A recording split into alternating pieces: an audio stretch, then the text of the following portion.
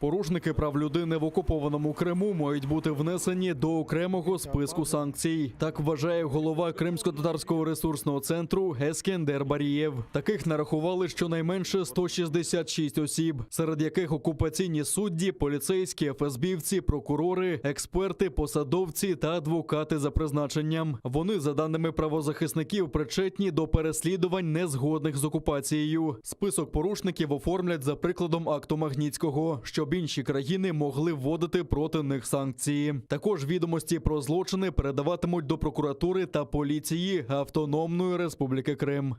На данный момент Крымско-татарским ресурсным центром в соответствии с работой уже можно обозначить порядка 300 человек, которые будут впоследствии которыми будут дополнены списки. Мы ставим задачу систематизировать именно тех лиц, которые причастны к нарушениям прав человека в Крыму в виде классификации, для того, чтобы можно было четко понимать, какие категории лиц совершают преступления в отношении наших граждан на оккупированной территории.